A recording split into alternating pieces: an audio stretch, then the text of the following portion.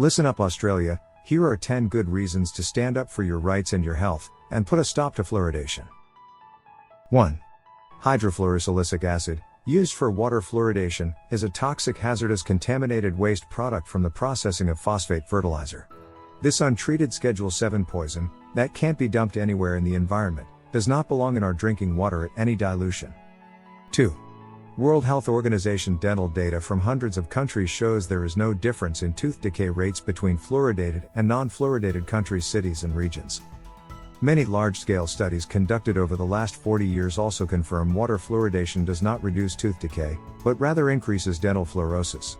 The studies used to promote fluoridation in Australia range from poor to extremely poor quality, and are therefore not reliable. And although Australia is 90% fluoridated, more than 40% of young children have tooth decay, and there is a dental decay epidemic in every fluoridated capital city. Fluoridation is clearly not working. 3. There are more than 2,000 published peer-reviewed studies and reviews showing fluoridation chemicals can damage the brain, bones, joints, teeth, eyes, kidneys, thyroid and pineal glands, cardiovascular system, and also inhibits enzymes and cell proteins and aggravates the impact of iodine deficiency. 4.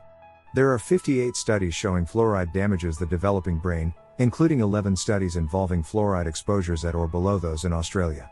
Several large, rigorous US government-funded studies have confirmed the neurological damage fluoride does to our young.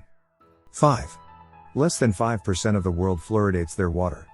98% of Europe has rejected fluoridation based on health risk, lack of benefit, and lack of ethics. 6. There are around 300 fluoride dosing plants in Australia, costing between $500,000 and $1.8 million each.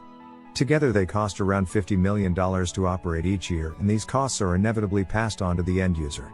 All this to put a toxic waste and listed poison into our drinking water. Each year in Australia, because of fluoridation, around 5,000 tons of liquid and powdered fluoridation chemicals enter the environment. A tiny fraction of this amount is consumed, and of that amount, more than 99% doesn't even touch the teeth. Instead, it passes through our tissues and organs, and at least 50% accumulates in our bones, and around 80% for an infant or child. 7. Fluoridation violates medical ethics. There is no choice, no consent, no health warnings, and no regard for an individual's circumstances. Fluoridation is forced on us despite overwhelming evidence it is not safe or effective in reducing tooth decay. 8. You can't remove fluoride with common jug filters, instead more expensive reverse osmosis filters are normally required. 9. NHMRC has endorsed fluoridation since 1953, but their reviews have excluded many of the most important toxicity studies, and they have never conducted or financed any health safety studies or trials. In fact, fluoridation chemicals have never been tested safe for consumption, anywhere. 10. Water fluoridation is harmful and ineffective and must end. Instead, we need universal dental cover, like Medicare, so all Australians can go to the dentist regularly. Australia, it's time to stand up for your health and your rights, expose the misinformation, and tell your councilors and politicians you don't want toxic fluoridation chemicals in your drinking water any longer. To find out more, visit fluoridefreeaustralia.org, and be sure to follow us on Facebook. Authorized by Fluoride Free Australia Incorporated, Perth.